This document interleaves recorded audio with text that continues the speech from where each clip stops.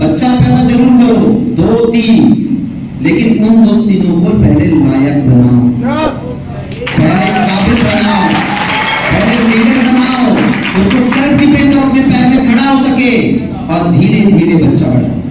लेकिन हम क्या करते हैं, ज्वाइनिंग ज्वाइनिंग ज्वाइनिंग ज्वाइनिंग, हजारों बच्चा हो गया, कोई अब तू पैदा किया, तेरा बाप संभालेगा। झगड़ा इसी चीज का है,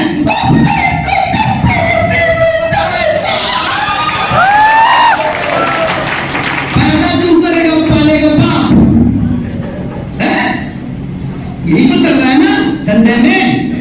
तू पैदा कर लिया, अब बाप संभालेगा। अरे बाप ने तेरे को लेने के संभाला था बाबू, उसको और दर्द नहीं झेलना है, उसको और दर्द नहीं झेलना है।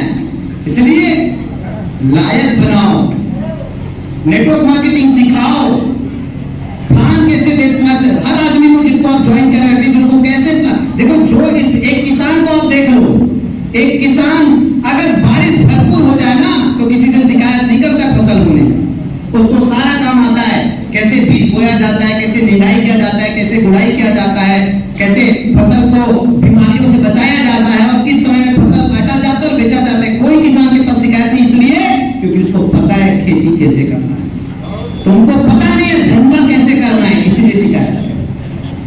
ये बिजनेस है ना, मैं हर बार कहता हूँ, बिजनेसमैन हो, और ये बिजनेस में क्या क्या जरूरत की चीजें हैं, सबसे पहले इस इंडस्ट्री की आपको जानकारी होनी चाहिए, और इस इंडस्ट्री की अपार संभावनाओं की आपको जानकारी होनी चाहिए। सबसे पहले संभावनाएं होनी चाहिए कि कितनी संभावना है, और इस अपार संभावना में आपकी कंपनी किस विजन को लेके कहां पे स्टैंड करती है वर्ल्ड लेवल में, उसको आप अच्छे से प्रेजेंट करना चाह रहे हो। मैंने गोल्डन अवार्ड ट्रेनिंग में आप लोगों को बताया। उसके बाद आपका बिजनेस प्लान आपको नींद में भी आना चाहिए, नींद में भी आना चाहिए। उसके बाद आपको प्लान दिखाओ तो जिंदा क्लोजिंग करने आना चाहिए। आपने प्लान दिखाया मतलब 100% आइडिया आया। उसके बाद आपको बेसिक, जैसे मैं बोलता हूं सफलता का महाडोज 3 काम रोज।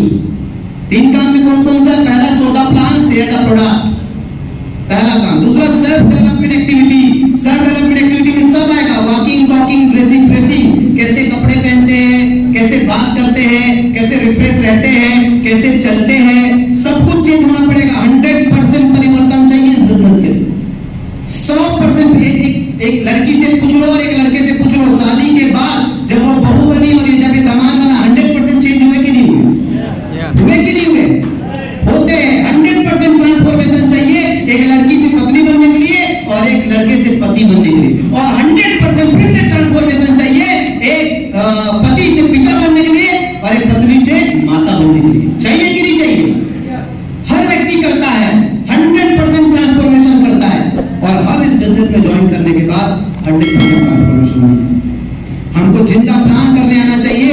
हमको ये सारी छोटी छोटी 15 मिनट 20 मिनट से हर सब्जेक्ट पे बात करने के लिए आना चाहिए। एलडीपी आनी चाहिए, ट्रेनिंग आनी चाहिए। हर टारगेट जो कंपनी निकालता है, जो ऑफर निकालता है, उसमें अचीव करके पार्टिसिपेट करने आना चाहिए। ये सब काम आपको स्वयं सीखने हैं, नहीं तो आपकी पार्टी चुनाव हार जाएगी। सारी महिलाएं हैं, 99 नहीं 100% महिलाएं को खाना बनाने आता होगा, तो ये बात गलत है कि नहीं? हर आदमी हर काम नहीं कर सकता। क्यों? क्योंकि कंपल्सन है। मां बोलती शादी के पहले, बेटी ठीक है तू अमीर रईस के यहाँ जाएगी, राजा के यहाँ जाएगी, लेकिन तेरे को चाय पानी खाना आना चाहिए। बनाना नहीं बनाना बात की बात है, देखो आना चाहिए। गलत बोल रहा हूं? हम कहते हैं ना हर आदमी काम नहीं कर सकता, तो सारे महिलाओं को दुनिया में क्यों खाना बनाने आता है? अरे दुनिया छोड़, हमारे हिंदुस्तान में क्यों आता है? क्योंकि कंपल्सन है, माँ बाप का दबाव है, माइंडसेट है, बिलीफ सिस्टम है। मैं एक लड़की पैदा होके आई हूँ, मुझे सास ससुर के यहाँ जाना है तो खाना, ये बिलीफ सिस्टम है। इसलिए मैं कहता हूँ बिलीफ सिस्टम सबसे बड़ा खेल करता है जिंदगी में। ये साइकोलॉजी है साहब, ये इमोशन है साहब, यही आपकी जिंदगी को बनाती है और यही आपकी जिंदगी को बिगाड़ती है। इस बिलीफ सिस्टम से ही सारा खेल होता है, सारा खेल इस बिलीफ सिस्टम का ही है। जिस दिन बिलीफ सिस्टम का आप वाकई मीनिंग समझ गए, परिभाषा समझ गए, दुनिया में कोई भी खेल जीत जाओ। जब आपने फोकस कर लिया कि मुझे एक ही यही कंपनी यही काम जिंदगी पर्यंत करना है, तो काम में जो 3 काम डेली करने हैं वो सीख लो अच्छे से। सेल्फ डेवलपमेंट एक्टिविटी में किताब किताब पढ़ना, वीडियो देखना, मीटिंग अटेंड करना, ऑनलाइन ऑफलाइन मीटिंग लेना, ऑनलाइन ऑफलाइन सब सीख लो। तीसरा सोशल मीडिया एक्टिविटी। 21वीं सदी का जमाना है, हर आदमी आजकल सोशल मीडिया में है। व्हाट्सएप में स्टेटस डालना, फेसबुक में पोस्ट करना, आपकी छोटी बड़ी उपलब्धियां, ये 3 काम करना है और खुद करना है, खुद को आना चाहिए।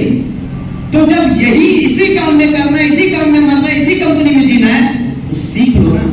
साल 2 साल 3 साल 4 साल लगेगा, जिस दिन सीख जाओगे हर साल फसल जबरदस्त होगी, हर साल फसल जबरदस्त होगी। और इसी कौशंबी से पूरा उत्तर प्रदेश एक तरफ और कौशंबी एक तरफ। आग चाहिए साहब, आग चाहिए, आग चाहिए। रोतू लाल, शिकायती लाल, इसको जीवन में कुछ नहीं मिलता। सेल्फ डिपेंड होइए, जिम्मेदारी लीजिए, ज्वाला रखिए, आग रखिए। एक चीज मैं कहता हूं, एक जिंदगी मिली है, एक ही जिंदगी जीना, डबल मत जीना कभी। जितने डबल वाले वही फंसे हुए, जिसके भी दिमाग में द्वंद है वही परेशान है। और लगभग इस दुनिया में जो लोग हैं ना, वो द्वंद से ही खत्म हो रहे। एक चीज निश्चित करना है, आपकी शादी किसी रेंटी से होगी। रेंटी समझते हो? ये जो है ना, रुकता ही नहीं है, कंटिन्यू चलते रहता है 12 महीना। समझ रहे हो? गंगा जमुना जो बहता है वो रुकता ही नहीं, 12 महीने चलता रहेगा। लेकिन एक्सेप्ट कर लो, अब यही मेरे लिए स्वर्ग है। मैं बता रहा हूं, उससे बेहतर प्यार इस पूरी पृथ्वी में कोई और नहीं दे पाएगा। अगर आपने स्वीकार कर लिया, अगर आपने स्वीकार कर लिया, अगर आपने अपने काम को कर्म माना और कर्म ही पूजा है,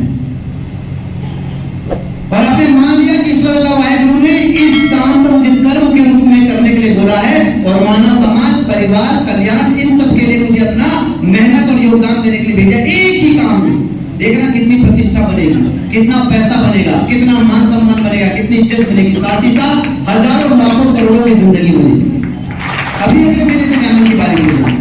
सारा खेल है कि क्या कोई क्रांतिकारी व्यक्ति शामिल है खेल में, और कई लोगों को तो अपना मुख्य खिलाड़ी को उपयोग करने भी नहीं आता है। एक से बढ़कर एक कुशल है, चैंपियन है, कुछ तो मान सम्मान इज्जत के चक्कर में मरे पड़े हैं, खुद के काम नहीं कर पा रहे। कल मैं ट्रेनिंग में वो कहानी बता रहा था कि दुर्योधन जब चीलहरण कर रहा था, चीलहरण जब हो रहा था, तो उस समय आखिरी में द्रौपदी याद करती केशव को, भगवान कृष्ण को, और जब वो आते हैं तो भगवान कृष्ण से शिकायत करती द्रौपदी कि केशव, मैं तुमको अपना भाई बोलती रही, लेकिन देख तेरे रहते हुए भी आज मेरी पूरी इज्जत चली गई और तू आया नहीं। तो केशव बोलता है, भगवान कृष्ण बोलते हैं कि द्रौपदी जब तू याद की तब मैं आया हूं। पूछ अपने पांचों पति से, जब वो सट्टा खेलने वाले थे, दुर्योधन बोला कि हमारे तरफ से पासा हमारा मामा शकुनी फेंकेगा तो क्या इनके मुंह में ताले लगे थे? नहीं कह सकता था, हमारे तरफ से पासा हमारा केशव फेंकेगा।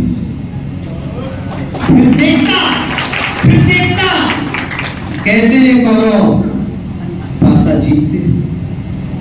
जबकि उसका मित्र था, उसका दोस्त था, भाई मानता था, लेकिन कभी कभी आपके पॉकेट में आपके सबसे बड़े खिलाड़ी होते, लेकिन आप ना कभी कभी उससे भी बड़े खिलाड़ी अपने आप को समझते और उसको उपयोग ही नहीं करता। ये ईगो फैक्टर है, कुछ नहीं है, ईगो फैक्टर है। ये कप्तान ऊपर भी मिल सकता है और नीचे भी मिल सकता है। प्रणाम करने से किसी को छोटे नहीं होंगे भाई। ये ऊपर कैप्टन लीडर भी मिल सकता है, कोई नीचे भी ये मिल सकता है, उसको पकड़ के उनके लीड में जाके उनकी भी और अपनी भी जिंदगी बना लो। लेकिन कभी कभी हम अपने मुख्य प्लेयर को काम आने पे जरूरत नहीं समझते और इसीलिए भटकते रहते हैं। पर जिसके अंदर योग्यता श्रृंगार कर रही है, उनका भी जेब खाली है साहब। और यहाँ जो थोड़े बहुत आड़े पीछे थोड़ा बहुत मटक लिए है, वो भी डायमंड और कार में घूम रहे, क्योंकि ये रेवोल्यूशन नेटवर्क मार्केटिंग के अंदर मैं कहता हूं, आ जाओ शौक से, ये तो बाद में तो मजबूरी से आना ही पड़ता है।